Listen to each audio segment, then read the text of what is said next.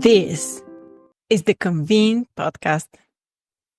How Adam Rosendahl's late-night art workshops use storytelling, music, and drawing to help attendees break down barriers, connect in new ways, and unleash creativity. The Art of Connecting. Written and read by Barbara Palmer, Deputy Editor of Convene. At the workshops and conference sessions that artist Adam Rosendahl facilitates around the world, there's music playing in the background and the scent of eucalyptus in the air. Fresh flowers are placed on long banquet tables, which are covered in white butcher paper and colored pencils, watercolors, and brushes. It's very unusual for a business setting, said Rosendahl, and it's sometimes met with resistance by participants who protest they don't have time to play with art supplies. But those reservations usually drop away quickly, Rosendahl told Convene, as participants experience the power of art through a facilitated process using music, storytelling, and drawing to break down walls between them. A lot of people have trouble describing what I do, the artist has said, but at its essence, it's leading participants through 90-minute or 2-hour-long sessions that build trust very quickly and that they turn participants into collaborators. Over the last decade, through his company Late Night Art, Rosendahl has facilitated more than 800 workshops in 26 countries, including for some of the world's best-known companies like Google, Nike, Pixar, and Apple.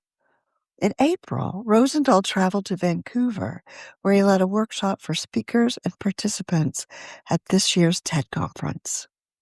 His approach, which Rosendahl calls the Human Trust Protocol, is a serious process, not just a fun art connection workshop, he said. For his clients, Rosendahl said, building trust and collaboration within their organizations helps them solve their biggest problems. It leads to more creative thinking, he added, which leads to better business performance. Art, Rosendahl likes to say, is a secret side door to trust and connection. It's something he discovered early in his life at a summer camp that combined communal art making with leadership development and relationship building, he told educator and entrepreneur Nir Hindi on Hindi's The Artian podcast. After earning a bachelor's degree in visual art, Rosendahl taught at an alternative school in Seattle, Washington, where he began developing an interactive process using music and facilitation to help students access their own creativity and connect with one another. Rosendahl later brought art making and music together at gatherings he hosted in California's Bay Area, where he now lives. The events were kind of a community activator, a way of just bringing new ideas and getting people to connect, Rosendahl told Hindi. Rosendahl founded Late Night Art after a participant suggested that what he was doing would be valuable in business settings. Rosendahl's first client was the department that oversaw federal probation officers in Louisville, Kentucky. The artist was hired to help officers build empathy for the formerly incarcerated people they worked with. Rosendahl was terrified as the workshop participants entered the room smirking and raising their eyebrows as they spotted art supplies on the tables, he told the audience during a TEDx talk in Sonoma County, California.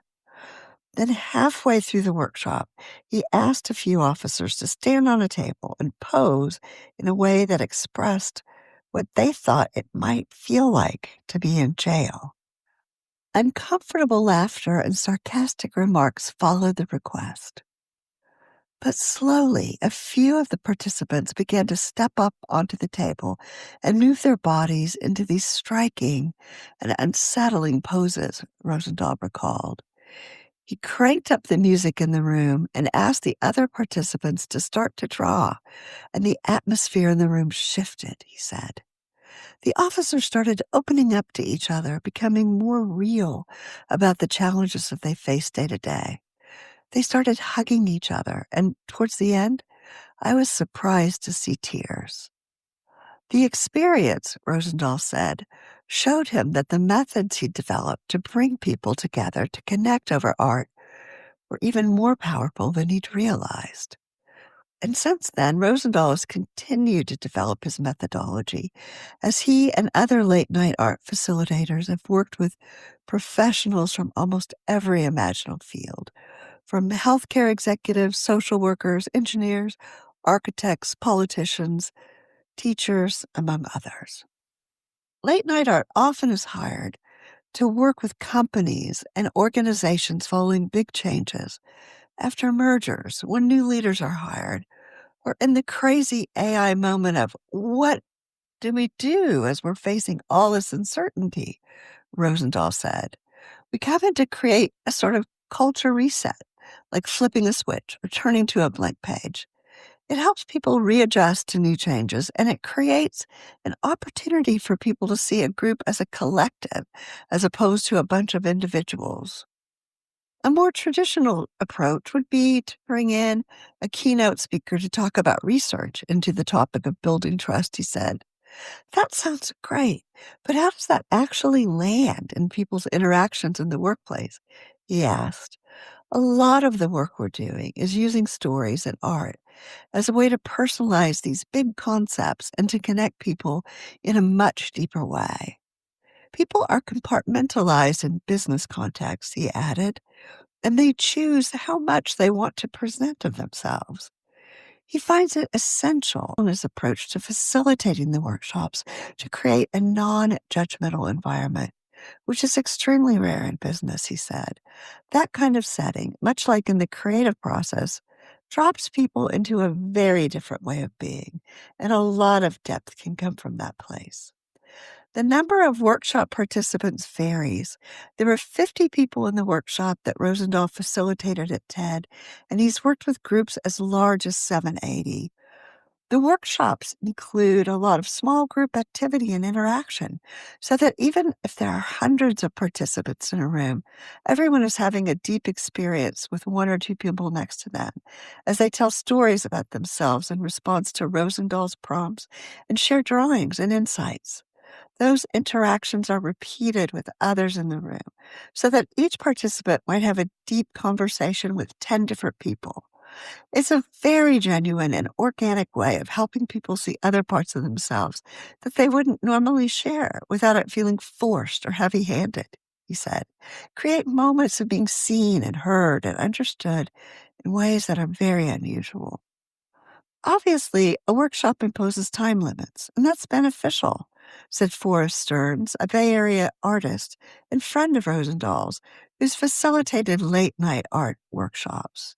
Human beings are self-protective, and we don't want to make bad art with each other, Stearns told Convene. So we say, this isn't an art workshop. We're not here to make you a better artist. We're here to connect. So draw what's on your mind. Use the color that's in front of you that's inspiring. Reach for it. Make the mark. Don't worry about it. Have fun. Do the unexpected. Be joyful.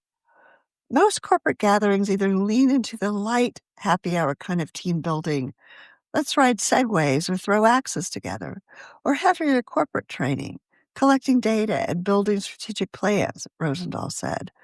I really am oriented to having both depth and levity. Being able to create an environment that feels fun and exciting and cool so that people really want to be there. For all its fun, the work is deeply important to him, the artist said.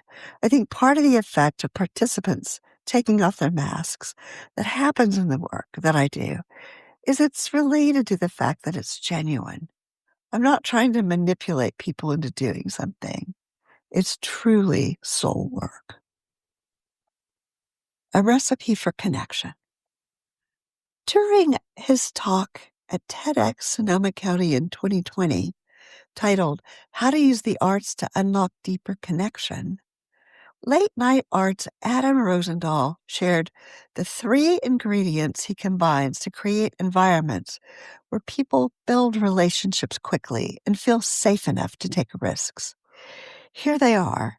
in Rosendahl's words. 1. Harness the arts to unlock deeper connection. People already have decided when they walk into a room what they're going to share and what they're not going to share. But when we use the arts, we can pull people out of these patterns without them even realizing it. 2. Use music with intention.